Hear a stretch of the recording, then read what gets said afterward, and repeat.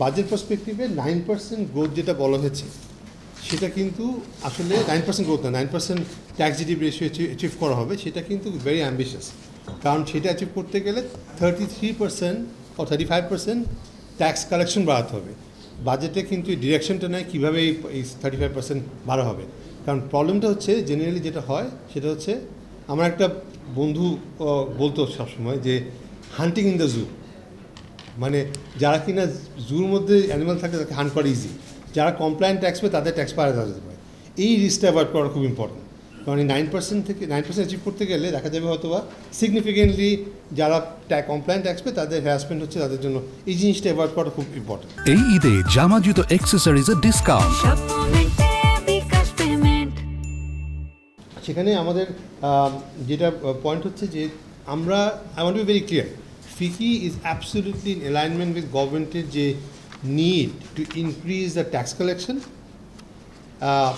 increase or improve the tax compliance, and এই গভর্নমেন্টের basis of introduction হচ্ছে গিয়ে নন ডিসক্রিমিনেটরি হওয়ার জন্য, যেটা কি মানে ডিসক্রিমিনেশনের এগেনস্টে, রাইট? সো আমাদের আসলে যে পয়েন্টটা বৈষম্য বিরোধী, এক্স্যাক্ট। সো এখানে আমি যেটা বলতে যাচ্ছি সেটা হচ্ছে যে এইটা মানে কি কিন্তু ট্যাক্স ইনক্রিজ মানে কিন্তু ট্যাক্স রেট বাড়ানো না, জাস্ট দ্য অপোজিট। কেন বলছি যে যখন আপনি বেশি ট্যাক্স রেট দিবেন তখন ট্যাক্স ইভেশনের ইনসেন্টিভটা বেশি, মানে আপনি ট্যাক্স ইভেট করলে বেশি লাভ করবেন। রাদার ট্যাক্স রেটটা যদি কমানো হয় এবং ট্যাক্স কমপ্লায়েন্সটা যদি বাড়ানো হয়, তাহলে যেটা হবে যে আপনার ইনসেন্টিভ ফর ট্যাক্স ইভেশন কমবে, plus পিউনিটি for punishment for not paying or evading tax will be significantly higher. তাতে হবে কি মানুষের ট্যাক্স কমপ্লায়েন্স অটোমেটিক্যালি বাড়বে, আমাদের ট্যাক্স কালেকশনটা বাড়বে।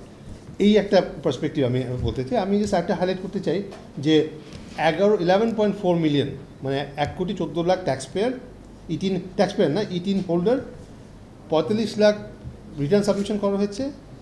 এর মধ্যে মাত্র 2/3 জিরো ট্যাক্স দিয়েছে। 84% টোটাল ট্যাক্স কালেকশন হয় ঢাকা অ্যান্ড চিটাগং। তার মানে বোঝা যাচ্ছে কি আসলে there is a huge gap, যেটা আমরা আসলে ফলো করছি, যেটা রূপালী ভাবে বলার চেষ্টা করছেন যে আসলে আমাদের দরকার যেখানে ট্যাক্স পেমেন্ট হচ্ছে না সেখানে ফোকাস করা বেশি, রাদার দেন যারা ট্যাক্স পে করছে তাদেরকে।